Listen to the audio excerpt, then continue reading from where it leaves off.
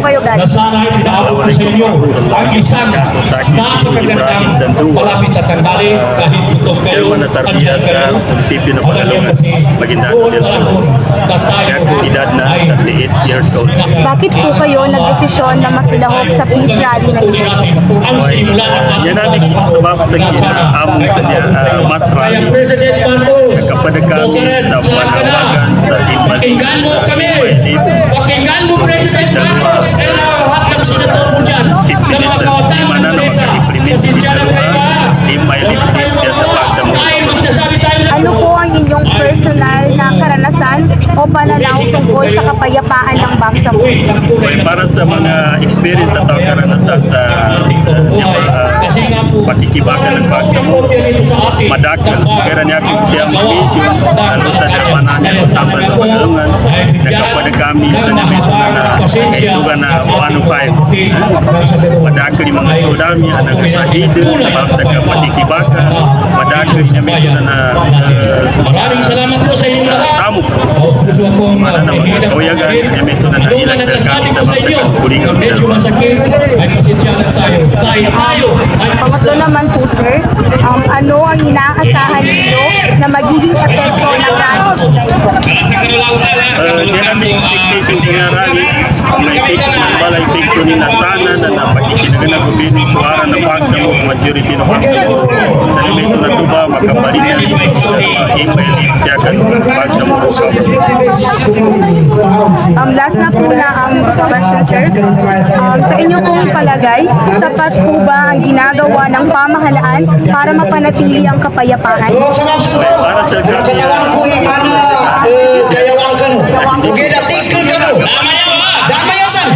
dahil po sa comprehensive ni Bangsamoro na email leaflet ang dapat na dito sa farm government ay ang email leaflet pero hindi po yung natutupad sa ganito. Kaya dapat ipatupad yung napailan sa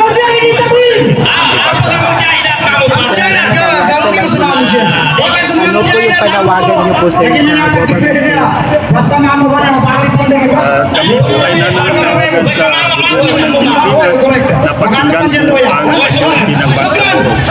Dapat po kung ano yung napag-usapan, nakapaloob sa comprehensive agreement ni Bangsamoro at sa Bangsamoro Organic Law, yun na po ang ipatupad. Pakinggan po ang boses ng Bangsamoro.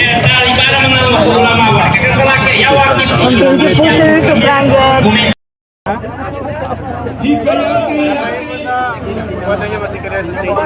Ang mamamayang Bangsamoro nagkukumisin, kumilos at manindigan sapagkat ang naabot natin through the comprehensive agreement on the Bangsamoro na tinatawag na Bangsamoro Autonomous Region in Muslim Mindanao na bunga ng daan-daang taong pakikibaka ng ating mga ninono laban sa Espanyol, Amerikano at ng gobyernong ito. Noong una ay masaya na tayo nang magkaroon tayo ng Bangsamoro Autonomous Region in Muslim Mindanao sapagkat napakaraming mga positibong bagay na naidulot sa atin ng Bangsamoro Autonomous Region in Muslim Mindanao. Magbanggit ako ng mga halimbawa. Katulad, kahit sa mga liblib nating mga komunidad, kaliwat kanan ang mga kalsada, kaliwat kanan ang mga buildings na natamo natin. Napakadaming na empleyado na Bangsamoro, napakadaming napasok sa isan, kung mag-hospital tayo, kung may connection tayo sa BARM,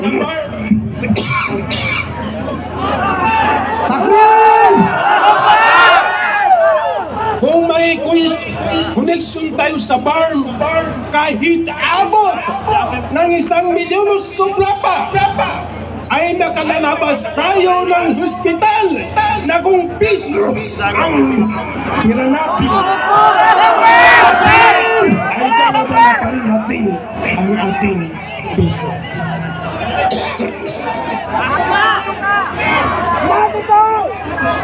Ilan na bangsa mo rin plante ka mga profesional tanah. Takbir! Matay-matay! Takbir! Napakaraming mga scholarship, libo-libo ang mga scholarship natin. At bawat graduation ay yung mga malalaking kurso na hindi natin kayang pangarapin noon, ay marami ng mga bangsamoro na nagsisitapos at patuloy na nakikipagsabayan sa national government in terms ng employment at nakakatapos na natin. Pero simula nang ialis sa pagka-chief minister ang pinakamamahal ng bangsamoro na hindi lang nasahid sa kanyang panahon dahil kay awa na si Haji Murad Ibrahim, ay doon nagsimula ang kalbaryo ng bangsamoro.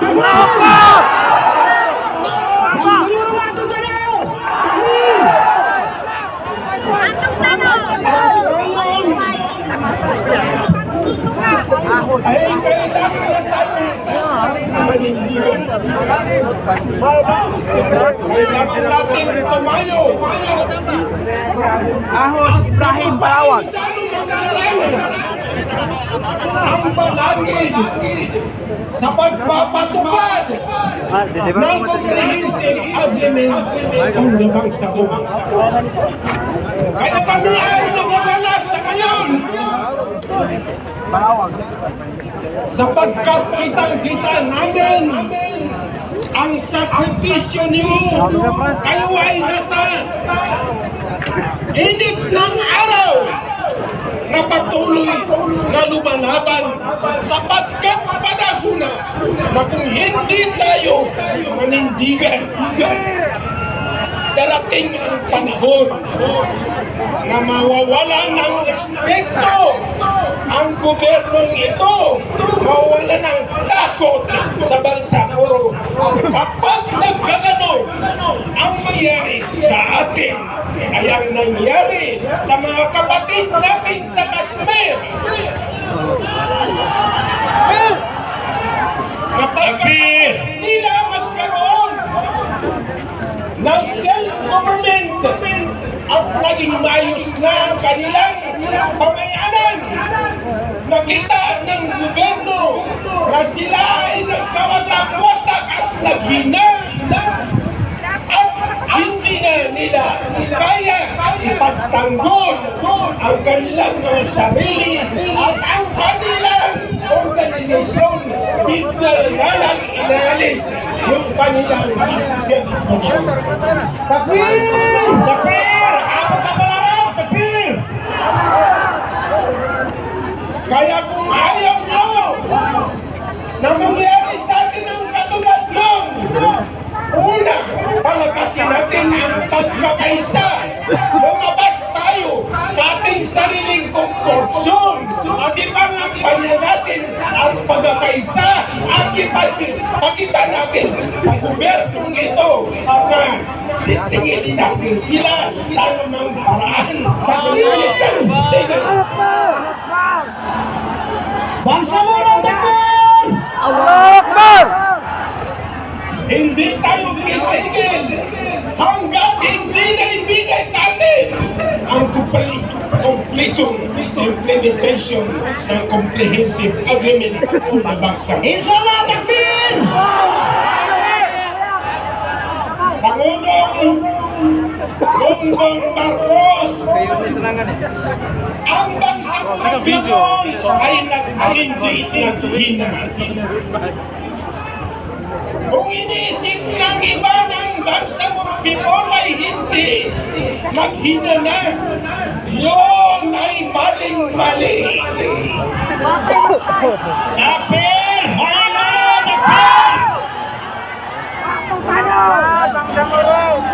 Ang susunod na silsi ng bangsa puro people para malaman mo ay mas sophisticated na bangsa Moro. Kaya kami ngayon, Presidente Bongbong Marcos, ay nagsusumamo na halinawa ay maanti ng iyong puso. Hindi kami anti-Marcos. Sana makita mo ang sinseridad ng aming mga puso. Bangsa mo lang natin! Magsusumamo sa iyo sa ngalan ng peace, kapayapaan, kaunlaran, at pagkakaisa ng bangsa puro people at ang Filipino people. Nagsusumamo kami sa iyo na implement mo maigi ang comprehensive agreement kung the bangsa Moro at iba. Kukunin natin ang sa atin! Bangsa mo! Tapir! At ibalik ang aming pinakamamahal na chairman ng Imayle, Amirul Mujahideen, Haji Murad Ibrahim Ahmad. Allahu Akbar! Kami po sa O sukran! Tapir! Tapir! O sukran na! Pagkako sa konta no, so interim base command, si Commander Haon, Marshal Tax 5,531 siya na. Hindi ganun yan, announcement sa lahat ng bangsa Moro at